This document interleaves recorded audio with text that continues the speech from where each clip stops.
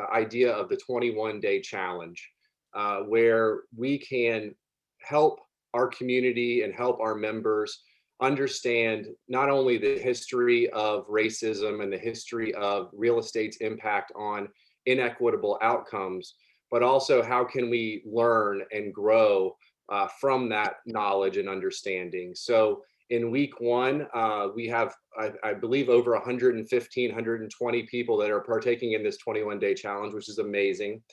In week one, we really focused on the history of racism and redlining and the impact of real estate on society in general.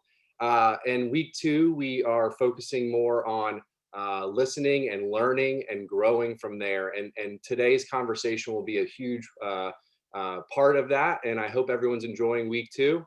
And I want to welcome also my co-host of the day, Mr. Leonard Burke from Beneficial Communities, who will kind of kick off the day, and then we'll get right into the conversation. Thank you. Yeah, appreciate it, Taylor. Again, this is Leonard with Beneficial Community, and this conversation couldn't have come at a better time.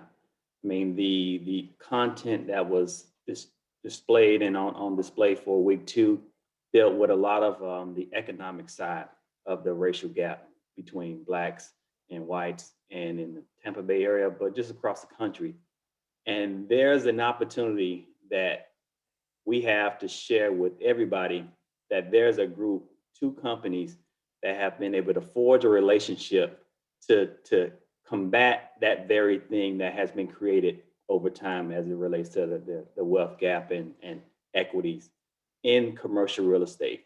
So I'll do myself a disservice if I didn't just jump right in and give an idea and share who it is that's a part of this conversation. So we have Alan Green with Envision, and we have Ryan Top with Beck Construction, and they have this relationship, this partnership that is unlike any other construction partnership that I've ever seen, where they literally come together and work on projects. But I don't want to get too much into that because I want to give them an opportunity to share it. But there's a video that I think within the 2.5 minutes that you'll be watching gives a good framework on what this Beck Envision partnership is. And then they'll be able to get in and just kind of share their story, like what their role is in the partnership. So if you want to go ahead and queue up the video and you guys get a chance to see it for about 2.5 minutes, and then Alan and Ryan will be able to share their story and how they got this partnership up and running.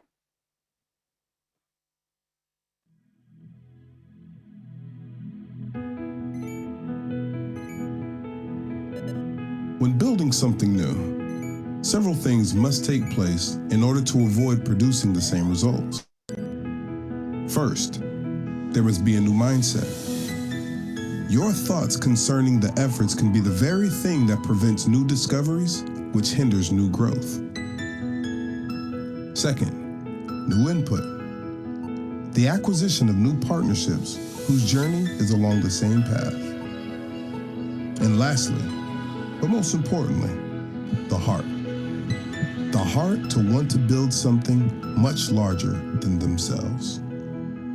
In an industry where new relationship development is considered an intangible and sometimes inconvenient endeavor, we stand firm behind our decision to ignore the stigma behind the doors of the unknown to discover something greater.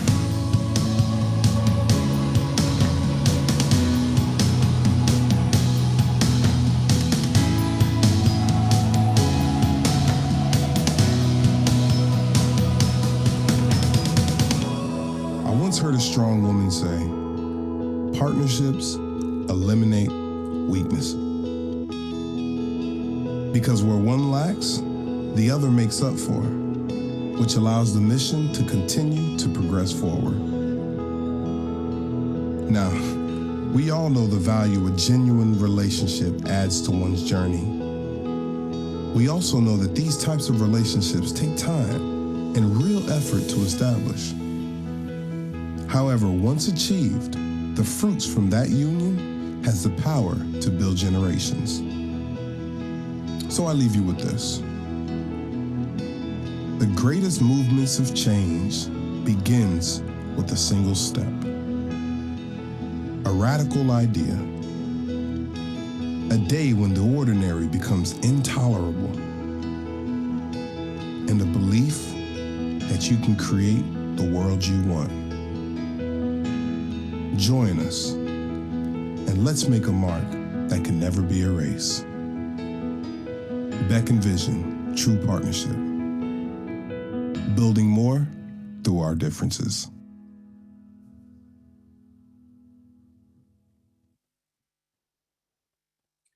Good morning. My name is Alan Green. I'm the co-founder of Envision. My son and myself started Envision back in '09. We're a general contracting firm that specializes in commercial flooring. Hey, good morning, everybody. My name is Ryan Toth. I run the Florida office for the Beck Group, and we are commercial design builders. In its essence, it's probably the most concise way to say what we do. Just before I get going and kick this off and give you a lot of context, which is nice, I wanted to thank ULI and Taylor and Leonard and Siobhan and everyone for inviting us on. We really enjoy telling our story. It not only reminds us of what we sort of been through, but it also gives us a lot of encouragement because there's a lot of folks that are interested in it. And that's where our heart's at. So really appreciate the venue and the opportunity to just chat. Also, Alan and I tell this story a good bit, which is awesome. So we always are in a situation typically where we have to squeeze it into about 4 minutes. So we actually have to take a deep breath and slow down a little bit because, the guys here, the folks here have given us a lot of time to tell our story and then take some questions. So I want to make sure we give you a lot of good context. I think probably the overarching theme that I want to share, and I think Senior will agree with me, is that this isn't a fanciful tale that's all perfect and knotted up perfectly. And this is a human story fraught with, disappointment, downturns, victories, highs and lows, tears and hugs and all that kind of stuff. So I want to make sure that you guys also have that as a takeaway. But what I thought I would do is just start from the beginning to give you some context on how this all came to be. I took over the Beck office here in late 2014. And really, I had been here for 15 years prior or so. And I'd always felt like we didn't do a great job of sort of fulfilling the needs associated with, or at least meeting the mark on inclusion and MWBE participation. And really, when I started to fill that role as a leader, you get to present a lot and you get to go kind of do the dog and pony show in front of clients and talk to them about why they should hire you. And I always felt something in my stomach when I had to walk through what we do about inclusion. And kind of just came away with, and I know a lot of you leaders will identify with this, is like, if you have to spin something or layer it with a ton of nuance, then you're probably not telling the truth. If you have to sell instead of just describe, then you're probably not doing the right thing or doing it well. And really, that's what I walked away with. And so, later that 2015, early 2016, we didn't really know how to fix that, but we knew we wanted to fix that. And so we launched into just kind of wading into the waters. And we knew, for instance, that we just wanted to meet additional subcontractors and trade contractors that we didn't already know. So that was really the genesis of the emotion at the time, was like, okay, well then let's meet a bunch of people that we don't know and forge some relationships and get this thing going in the right way so that we can actually have genuine interaction. And that's really how the Greens entered the scene. I had never met Envision before. I had never worked with them, had never met Alan Sr. or his son. And they rolled in as participants in one of our mentorship programs. We do a Beck School of Construction for that exact reason. And they were, I think, in the first or second class. And they came in all with their matching gear on, and they were like front row seat at every session and just crushed it. They would bring like 8 people. Like they would just bring a team of people, and like they were super engaged in the whole thing. And then after they kind of walked through that, they sat down and approached me and scheduled a meeting with me and said, hey, we're interested in doing something more with our firm. We're commercial flooring contractors right now, but we have a commercial GC license. We dabble in some small renovations, and we've done this enough to know that we need a big brother. And I'll let Alan take over the story from there. But that's really where it starts getting interesting, because it wasn't lickety split after that. So, Senior. No, it wasn't. And you know, Alan and myself were like two peas in a pod. And then they came up with the name Senior because they didn't know what to call, you know, call me Alan or call him Alan, and there would be confusion. So they came up with the senior phrase. So Alan is the second, but we're very aggressive, and we knew that we wanted to create something bigger than ourselves. So what was going on in the industry is that there was a lot of the other larger GC firms approaching us, and they were asking us to partner up with them. And we've seen it before. You know, you go in, you partner up on a contract on a particular project, and then after that, you know, they'll partner up with somebody else. So what we didn't want to do is we didn't want to do that. So we were seeking out, so we seeked out Beck, and we went, like he said, and we enrolled in their program, not to just go through the program, because we've done that many, many times before. And it's just a box checking, you know, effort by the larger firms from our experience. So we went through it, and, you know, when you go through the program, you're not just talking to the Ryans and the Bryans of Beck, you're dealing with the interactions of the company. So then you find out the heartbeat when you do that. And we wanted to go in and find out the heartbeat. And when we found out the heartbeat was a lot like ours, that's when we decided to go to Ryan and present to him, you know, what our aspirations were and what we wanted to do. And I was so giddy and so gung-ho, you know, went in there, Alan and I went in there, and I just knew this thing was going to happen, because we went in, we kicked off a lunch, we introduced ourselves to the Beck group, you know, a lot of the inner people that worked there. And I said, man, this thing is going to work. So we went in there and we told Ryan what we wanted to do. And he said, Alan, you know, okay, I see you, but we're going to date first. He said, I'm not going to marry you. We're going to date. And man, I walked out of there, Alan and I, and we were crushed.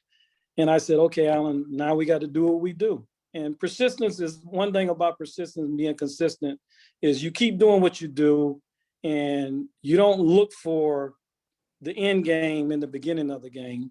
You basically got to put in the work. And I'm telling you guys, it was a 2-year journey, of dating. And Ryan's a tough date.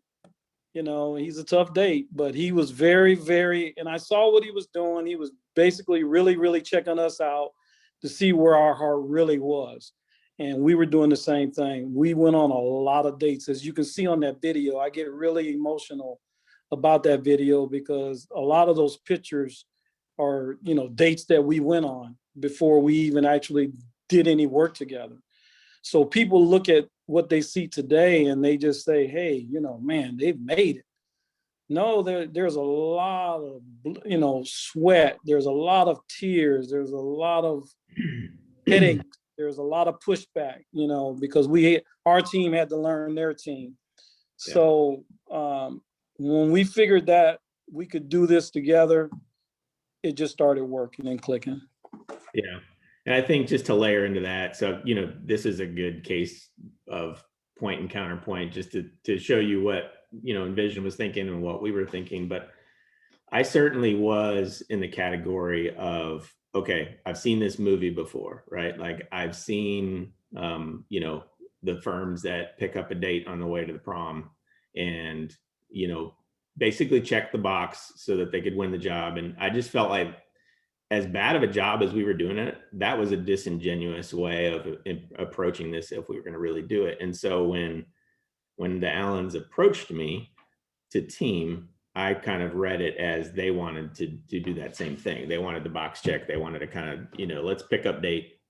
And so my comment back to them really was like, listen, I want this, if this is going to be what we do, I want this to be real. And their response was absolutely. Like, we're not in this for a season either. Like, we want this to be our career, right? Because we have a lot of work to do and we want to grow this thing. And really at the heart of that conversation was, let's really move the needle if we're going to do this. Let's do this right if we're going to invest the time to do it. And the conclusion we came to in spending a lot of time together is that it takes a lot of time. It doesn't happen right away. And true mentorship and partnership can't happen on a job to job basis. And I think if there's any takeaways, that's probably a takeaway of our talk today, is that I think the ad hoc partnerships that are out there, I understand why they're there, but I think they're not really accomplishing what they're setting out to do. And I think if you're really going to accomplish something and move the needle and build generational wealth for small minority and Black businesses, you have to walk through life together. I mean, you just do. You have to get locked at the hip. And I think that's the interesting part of what we do, is I think we're probably the only firm in town that's walking that out together in a very consistent way. And just to add some more context to that, and then we can take questions whenever you want. Every job we do in town, whether or not it has an MWB requirement on it, we do together as a firm. And that initially, even in Beck, that blew people's minds that we decided to do that. And we share every project. And by share, and everybody likes to know the nitty gritty, and I get it. Like, okay, what does that mean, share? The only thing we have to invest on the CM side or the construction management side is our people, right? That's our capital investment. So for instance, we do an 80-20 split with Envision. And if we have a school project, Beck provides 80% of the construction management staff, Envision provides 20% of the staff. And in return for that, we split the fee or the profit 80-20. And initially it seemed like it wasn't going to be sustainable. And it actually has been a multiplier. Which is crazy. And this is something I also like to say too. And you have to believe in the process and you have to have the right partner, but everybody has their circles of influence. And if that's my circle of influence, and this is Alan Senior's circle of influence, yeah, they overlap, but look how much your circle of influence grows by partnering with the right-minded folks, and really that's done the exact same thing. As we've been able to double our business development efforts. We've been able to get into places and have real conversations with people, and touch folks that we would have never had the chance to. And it's just been an awesome thing. But I think at the root of it is making sure you have a partner that's aligned with you and your company values, and that you actually want to do this. This isn't, and I was describing this to Taylor and Leonard yesterday, this isn't sort of, this is a marriage. It doesn't really work if only one party wants to work it. Do you know what I mean?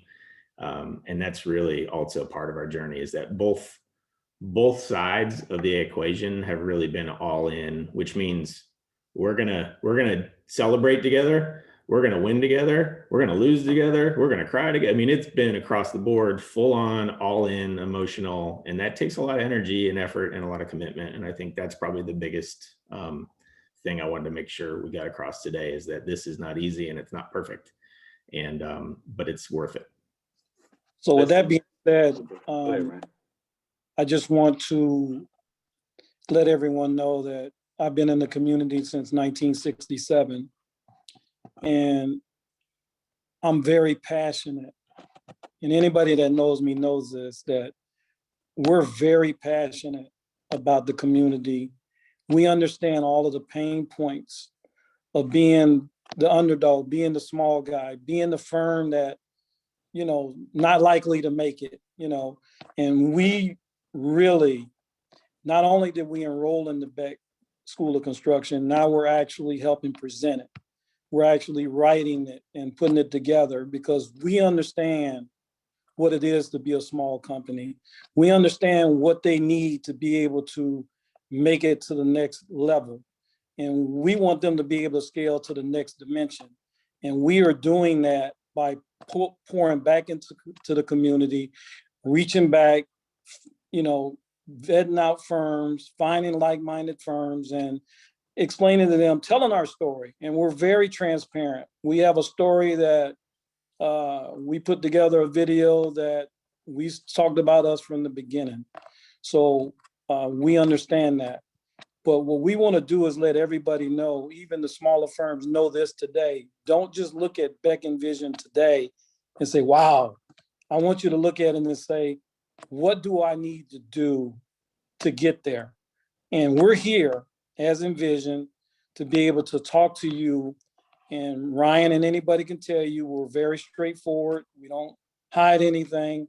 And we tell people, this is what you need to do to be successful. And it's very important that you understand, as a smaller firm, we didn't go to Ryan looking for anything but to be able to be taught and mentored. We didn't expect anything. We didn't want anything. We wanted to earn our keep. And that's what we did. And we've proven that over and over again. And we'll continue to do that. And that's what we tell people that we mentor also. This is what you have to do. Don't look for a handout. Look to be able to get in there and grind. And understand that if you grind and you put in the work and you link up with the right firms, I promise you, you'll make it. Listen, this is one of those moments where I'm from, where the congregation, somebody in congregation say, preach. I mean, no, listen, this is, you guys just skimmed the surface of all the things that went into this partnership, or better yet, this relationship. And there's so many things that you guys shared that we'll probably need a full session to try to unpack. I mean, so many bits and pieces, so many nuggets of wisdom. But there's something that you guys talked about, Alan, and actually you started talking about it. You said this is, and Ryan mentioned it too, as far as a marriage. Like, what I and the people will certainly like to understand is, how long did this take before Ryan, Beck, and Envision say, yes, we're together? How long was that process? The process took, in the beginning, we started dating, and then it took, like I said, it was about 2 years. And then we went ahead and we started the construction school, and Fred Papal came down, which is the CEO of Beck, when we introduced it and launched it. We were over at the shipyard, I think it was, the Port Authority. And we just started it, and it was like over 2 years. Yeah. And initially, we started our conversations in 2016 after the mentorship program, and I think our first win together was 2018, late 2018. So it took a while. Yeah. Which I think one of the first wins we actually got was the USF Genshaft Honors College, which, interestingly enough, we're just now breaking ground on in 2021, for lots of different reasons. But this is that marathon I was speaking about. Like, we haven't gotten the return for all of you developers. We haven't gotten the return on that investment yet. We're just now getting that. We're just now seeing that payback. No, okay. So it's safe to say it took time. And what I took away from what you mentioned, Ryan, is it's not like you guys were actually looking for something like this.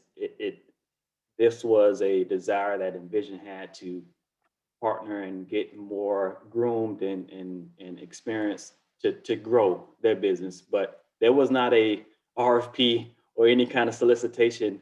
Beck is calling for partnerships from MBEs to have an exclusive kind of relationship. Yeah, quite the opposite. I was sort of I was very much in the camp of like, I don't want to do this, because I felt like the folks that had done this in the community had sort of poisoned the well to a large degree. And I had this mindset about what to expect if I did do that. And I didn't want to lead our folks that way. And so I was 100% against it when Alan approached me.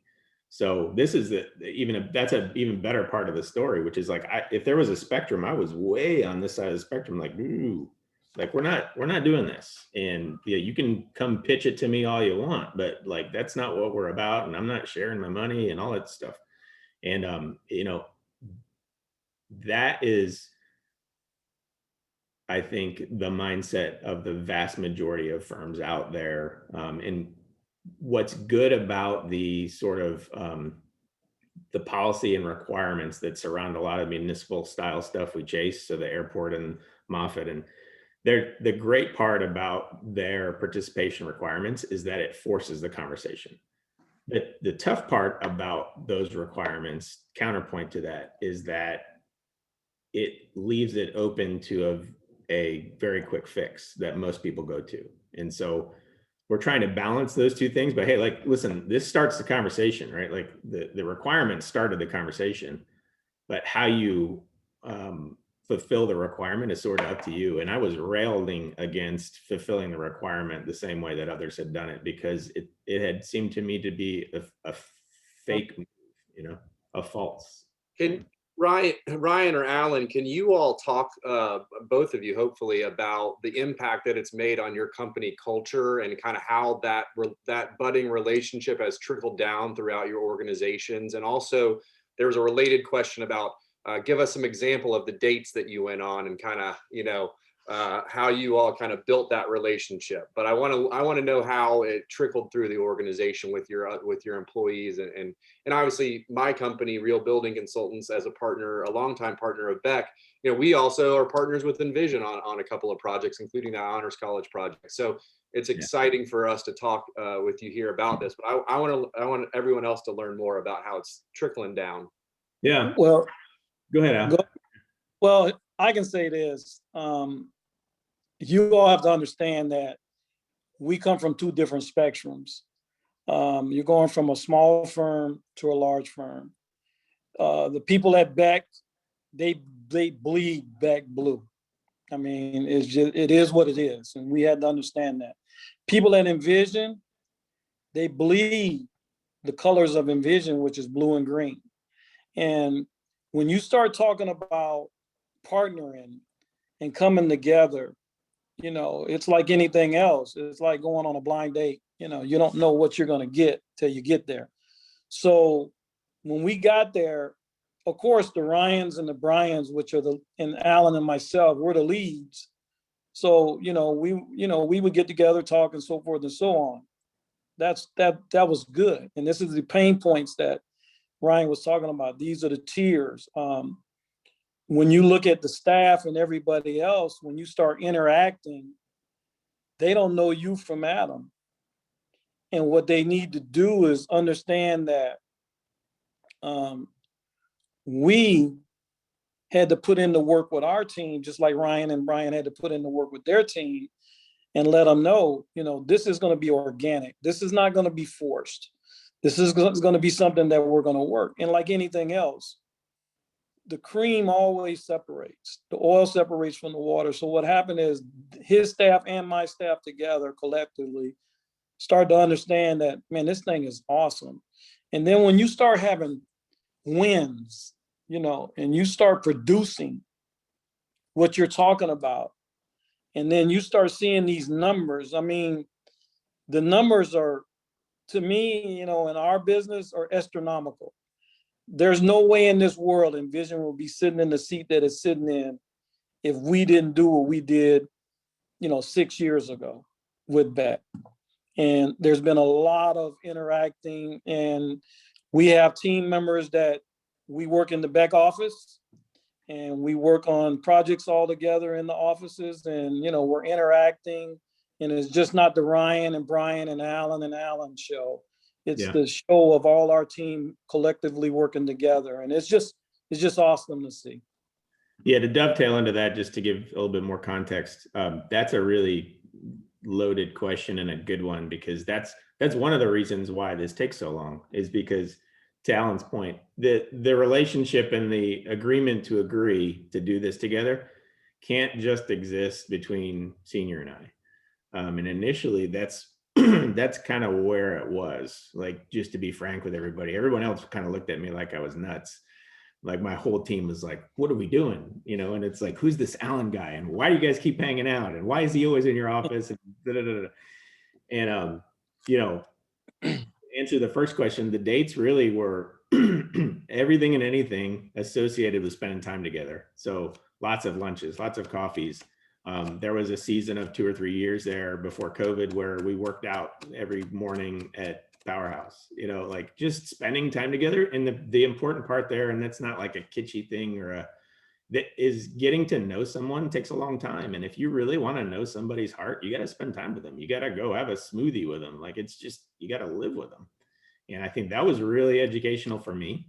And, you know, Alan spoke a lot of truth to me, and, you know, hopefully vice versa, we get to share perspectives. And I think that's a big part of sort of breaking down a lot of those barriers. But to further that conversation and why it's really a marathon is that then starts to have to happen in your ranks, right? So all of a sudden we find an opportunity to bring an Envision marketing person in underneath Caroline in marketing and in business development. And so Gabby's sitting in a desk next to Caroline, and they're working together, and she sees how awesome Gabby is and knows their heart, and she gets, and then now we have an estimator that sits in our estimating department that, you know, that's an Envision estimator, but is estimating back Envision jobs. And it just continues to grow. And I think back to the company culture of Envision, they have a passion of hiring great folks and making sure that the folks they hire are meeting the mark.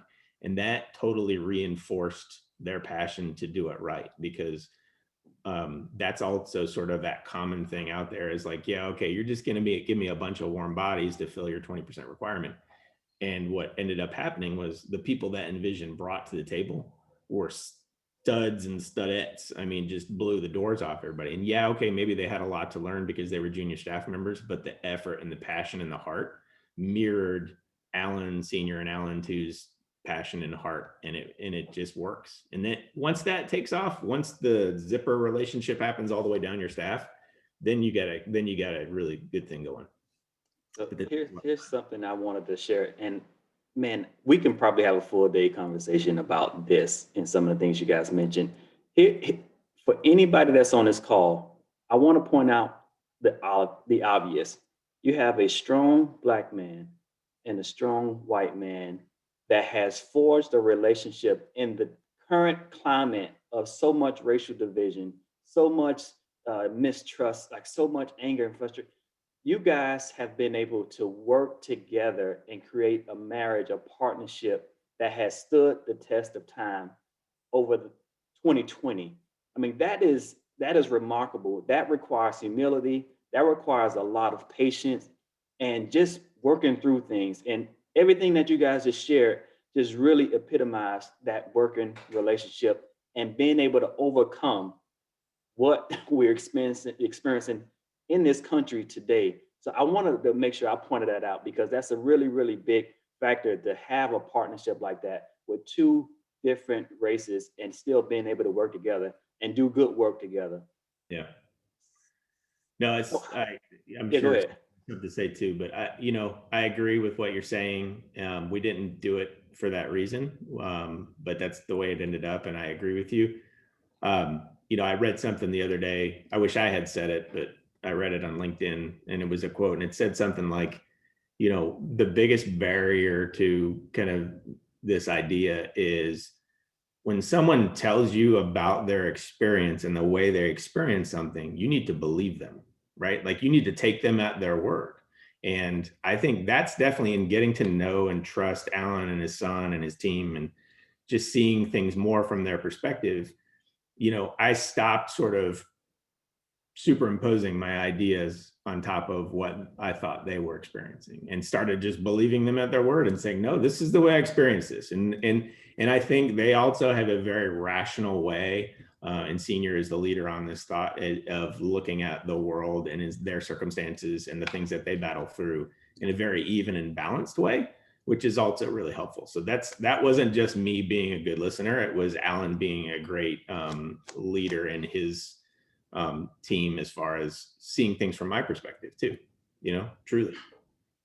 And can you talk a little bit more about the structure? I know you mentioned the 80-20, but as far as is Beck and Envision working on every project together? Is Envision taking the lead on some work, or is Beck always the lead? So break up the mix of work that you're doing together. Is it everything and kind of business side of things? What have you learned? So here's what's really awesome. Beck has mentored us to the point now that we actually won our first CM project with Hillsborough County Schools. It's, people might think that, it's a small project, but for us, it's huge. And without the mentorship, we wouldn't even know how to even pursue, to be able to be awarded a project with Hillsborough County Schools on the CM side. And that's what's so awesome. The growth, and Ryan's talking about the interactions of the team. We have all together strategically put team members in place so that Envision can also learn and grow and scale. And believe it or not, in 2020, we had our best year ever, even in this pandemic. And I understand that, I don't say it boastfully, I'm just saying it's a lot of work. And a lot of it is attributed to our partnership and what we've learned, because we've had some really bad times. Even 2019 was rough. That was our roughest year ever. But because of the mentorship and the partnership with Beck, they helped us get through that. And that's what I tell people, that if you just be organic and be real, and you trust your partner just like you trust your wife or your mate, you'll understand that there's nothing better. There's no better feeling to know that you're working with someone that is like-minded. And at the end of the day, they have your back and you have their back. And that loyalty goes both ways. It's not, and like Ryan said, it's not just an Alan and Ryan and Brian show. It's a true partnership. And yes, we have scaled and we are steadily growing and we are steadily scaling. And Ryan just talked about USF. We've done some really nice things with USF, nice projects. We're doing a lot of things at the airport and, all over the city, we're doing projects together. And that's what makes me feel good, because if anyone that knows the nature of the business now is, there's a mandate on a lot of these governmental projects. They want so much participation. Fred Pupal, the CEO of Beck, they have an 18% participation no matter what the project is. And what they have done, Beck has done with Envision, is there's no participation required. They still take us and we partner up. So that lets you know where the partnership is. It's not of convenience, it's of the long haul. Wow. I hope I answered the question. Yes, sir. Yeah, earlier, Ryan, you started talking about your resistance of doing something like this and how you've noticed when there is, like Alan mentioned, these minority participation requirements on various projects that can be very transactional, meaning I'm going to find a Black or Hispanic company to fill this role as this sub for this job. And then my next job, I'll find somebody completely different, another sub, another company, and it's just all one-off. This seems very, very different, very transparent. I mean, a lot more relational and longer term.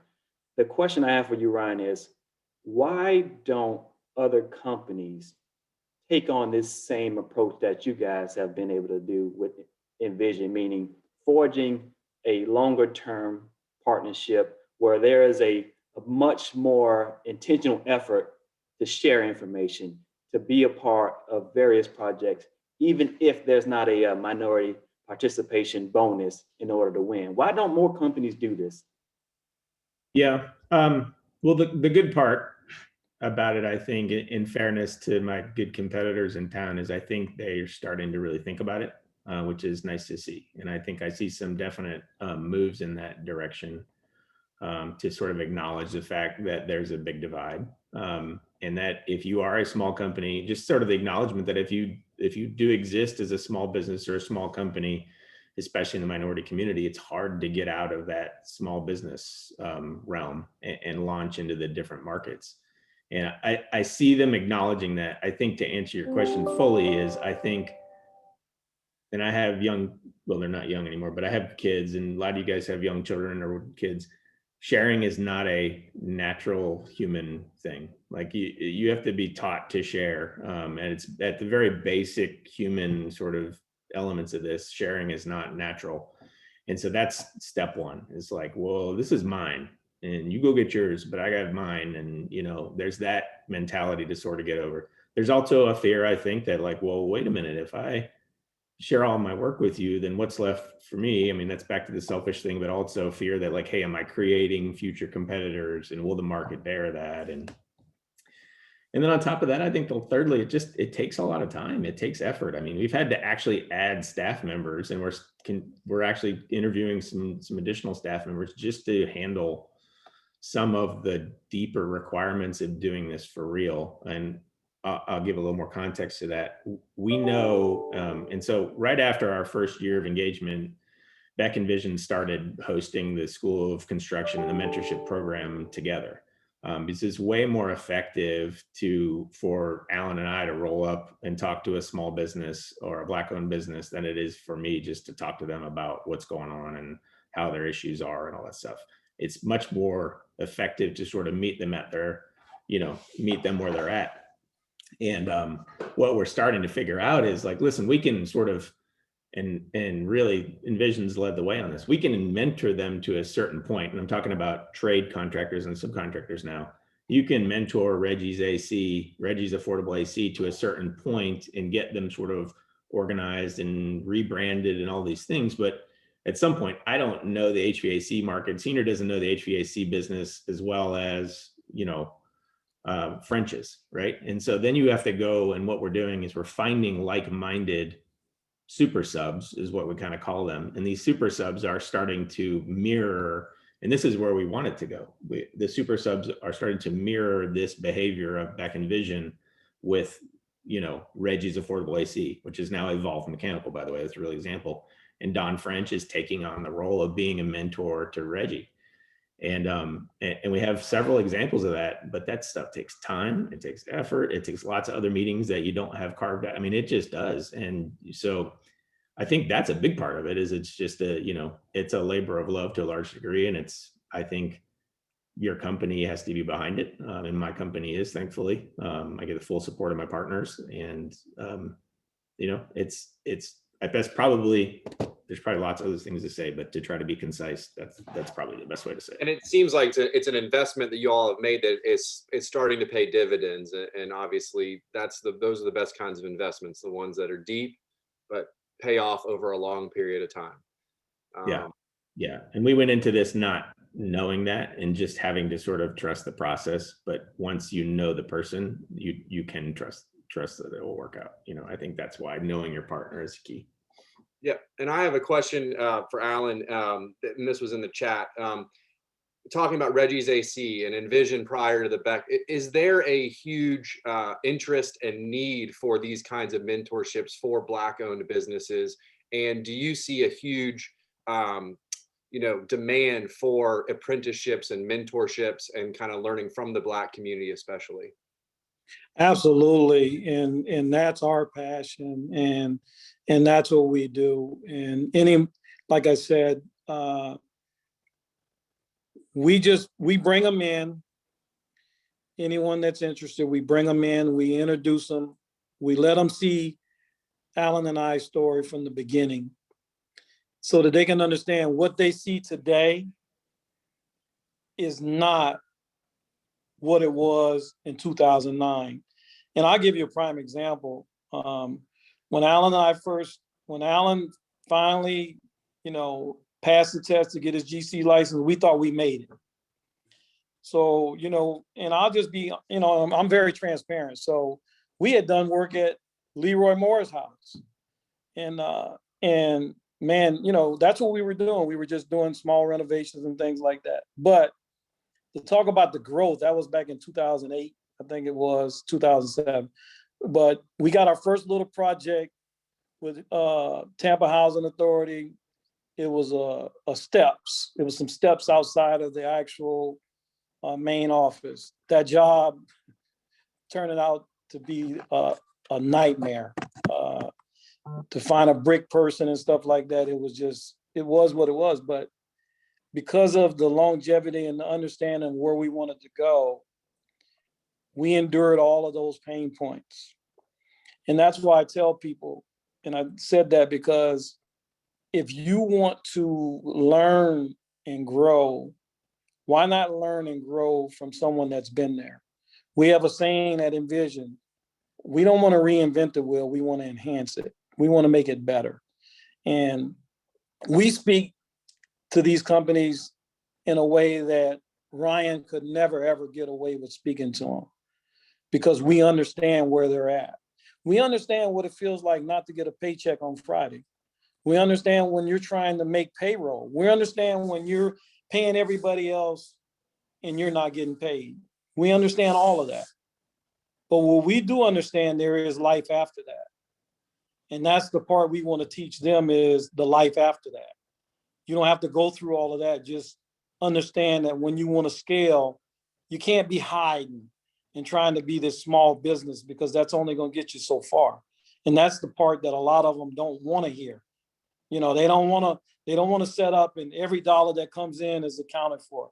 They don't, you know, and that's human nature for people. They just want to, you know, they don't want to carry workman's comp. They don't want to do that. They want to hide under the radar. But if you want to scale, you have to come out and say, okay, here I am. Let's move forward. Pay the cost to be the boss. And that's what we teach them and help groom them.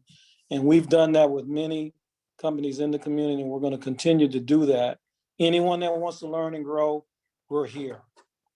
But you have to want. I assume those companies are also bringing in non-skilled labor that want to learn the technical skills to be a bigger part of those companies as well. So it's kind of like this ecosystem of, you know, minority community members that, you know, understand construction to some extent, but want to learn more technical skills and grow into that process. Absolutely. Yeah. How are your clients engaging with this initiative, and what has been their feedback after working with you, maybe prior to the partnership and now after the partnership or during the partnership? Talk a little bit about that, Ryan, if you can. Yeah, sure. I think what this has highlighted to a large degree is we've gravitated towards clients that honor and appreciate what we're doing. And it's most of them. We don't really have many that don't recognize it and acknowledge it. We have, as a course of our just business strategy, to a large degree, steered away from seeking private work. And most of our work is municipal style work anyway, airport, aviation, hospital, you know, higher education. Where I see a gap in it is in the private side. Any acknowledgement or need for it, I think, is probably secondary, with some exceptions, I think. So yeah, I think they have. I think at its base level, and I'd be interested in seniors' opinion on this too, but at its base level, I think there's a group of folks in most of those client circles that appreciate and acknowledge it. And then there's some of them that just are like, you know, transactional. So it's still, that's how the organizations probably can continue to develop their staff, is like seeing the difference between meaningful engagement and partnership and transactional. And right now, even though we feel like we're doing it significantly better, they're still kind of batching us with, oh yeah, well, so-and-so got 15% too, you know, and that's fine. And we're undeterred by that, but I think that's realistic. With that being said, I'm very proud to say this. We can be, what we do is very, very hard to duplicate. People mimic it, and they're doing a very good job of mimicking it and selling themselves and so forth and so on. But like I tell the owners, I tell them just straight up, ask them for a job history. Ask them for their relationship based in the last 3 years and see what kind of resume you get from that. And I remember Calvin Williams told us best, he says, man, I go on a basketball court and I can tell a team that's played together and a team that just came out there and put a team together. And that's the difference. We don't have to hide. We're very transparent. We play together. We work together. We eat together. We do things together. So we're a true team. And like I said, it comes from the top. And Ryan and Brian and all of them, they're great leaders. And Alan and myself, we pride ourselves as great leaders, and we just do what we do. And we bleed this and we share this. And it's very important for us. And the companies out there, Hillsborough County Schools is a prime example. They love what we're doing together. And they see the difference, you know, and they're mandating a lot of things. Things are changing, the way they're doing their scoring and everything else. And it's because of people just going around transactional, you know, project-based partnerships. And if you really want something to be sustainable, you have to do what we're doing and put in this work and go through the sweat, the tears, the cries, the hugs and everything else. It's a grind. And I'm not gonna kid you, it is a major grind. Yeah, and that's spot on. I think that's fantastic. And the words of wisdom that you guys have shared and what you just shared, Alan. I do have another question, and it's for both of you. If there's a company that is looking to recreate the Beck Envision partnership, what would you advise them to do? How would you advise and recommend that they go about doing that? And if from being the MBE and also from being a more established company. Alan, you want to go first? Yes, from the MBE side, I'm gonna tell them that the first thing they need to do is be ready to work. Don't expect anyone to give you anything because you are MBE. Nobody owes you anything. The only thing you owe to yourself is get ready to grind, be transparent, be real, don't be transactional. We told Ryan and Brian this, and we told them this in the beginning. If you want for this to be a transactional type relationship, we're not interested. We're interested in something that is true, and that's why the true partnership came in engaged. And that's what I tell anybody. You got to be willing, like Leonard, you were asking, you got to be ready to get married and understand that that marriage has to be true. And you can't be having, one night stands and all that stuff, because believe me, we've gotten offered all over the city of Tampa to partner up with all these larger firms right now today. Hey, we want y'all to partner up with us. And we tell them we're exclusive to Beck because we don't want to dummy down or water down what we've built. And that's what I tell any MBE firm. Please understand, nobody owes you anything. If you're willing to work and find a like-minded company out there, there's a lot of them. And we're here and we've done that. Ryan can tell you that. When these companies come at us, we've reached out to other smaller MBE firms and put them together. And that's what we do, because there's enough work for everybody. And we just have to be transparent and be organic. And we want to build this community. And once you start getting the MBE firms involved, then there's an opportunity for another smaller MBE sub to get engaged on a project that, in other words, they would never have an opportunity to get engaged on. Because there's the gaps, the insurance, qualifications and, the work history. So that would be my advice. Get ready to put in the work, and it's not going to happen overnight. And my advice, and that was an excellent answer. My advice is find a partner like Alan. Not to take it lightly. That's exactly right. To use another marriage analogy, you cannot be unequally yoked in this situation. One person can't pull harder than the other. The other person has to be in alignment, and what Alan just said about how he perceives their responsibilities and their mindset about no one owing them anything and getting ready to work and getting ready to put it in and not put in the work and do what's necessary is the right mindset for this type of relationship.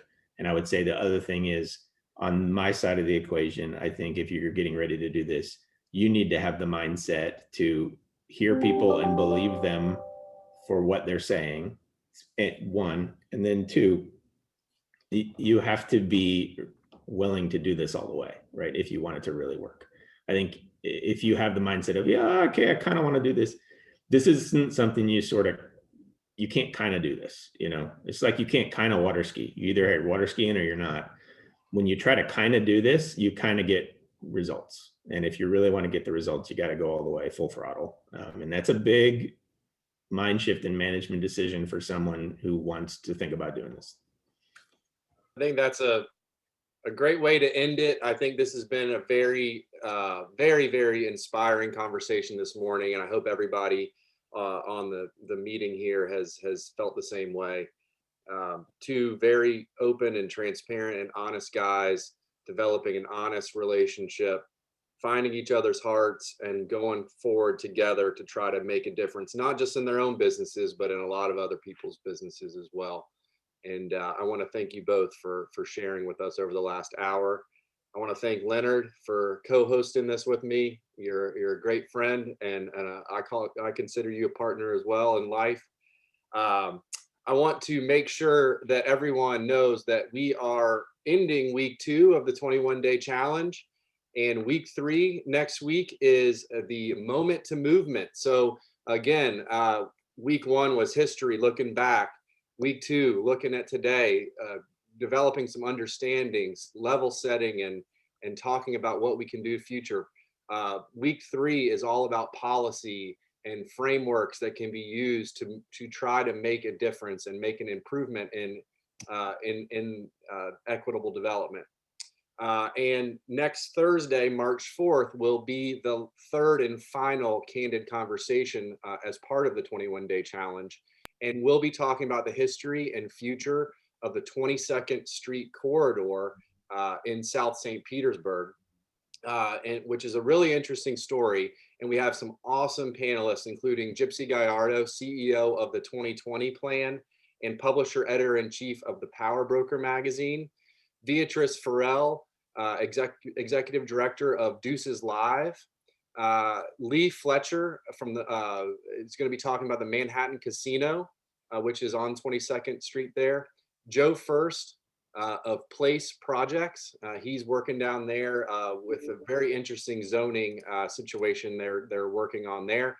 And a big name moderating. I mean, Leonard and I are huge names, no doubt about it, but Ernest Hooper, who's now with the United Way, will be moderating the panel. So we hope that you'll sign on to week 3. If you haven't signed up to be a part of the 21-day challenge, please jump in.